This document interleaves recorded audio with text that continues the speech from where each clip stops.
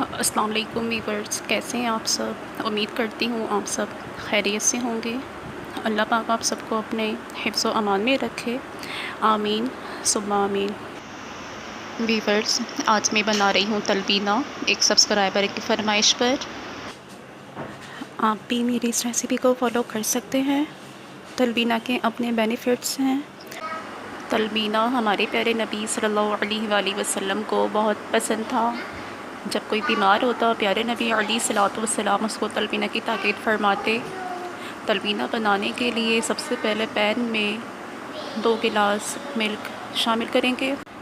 Medium to low flame पर आपने milk boil करना है। इसके बाद आपने इसमें जौ का दलिया शामिल करना है 1 कप। तलबीना एक हेल्दी ब्रेकफास्ट है, आप इसको अपनी डाइट में शामिल कर सकते हैं। यह आपकी शुगर कंट्रोल करने में आपकी मदद करता है। यह आपकी बॉडी में कोलेस्ट्रॉल कम करता है।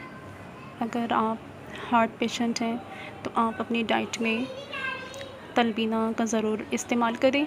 आप सुबह ब्रेकफास्ट में भी ले सकते हैं, आप किसी भी टाइम इसको बनाकर खा सकते हैं।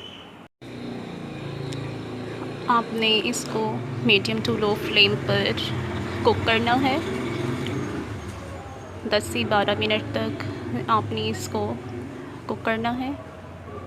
आपने इसमें स्पून की मदद से इसको मुसलसल चलाते रहना है ताकि इसमें लम्स ना बने। इसके बाद आपने इसमें खजूरें शामिल करनी है, 10 से 12 अदद। आप अपने टेस्ट के हिसाब से कम या ज़्यादा कर सकते हैं। आप इसमें हनी भी शामिल कर सकते हैं अकॉर्डिंग टू टेस्ट। अपने टेस्ट के हिसाब से हनी ऐड कर सकते हैं। तलबीना की ये रेसिपी 10 से 12 मिनट में बनकर तैयार होती है। आप भी मेरी इस रेसिपी को फॉलो कर सकते हैं। फ्लेम ऑफ कर देंगे।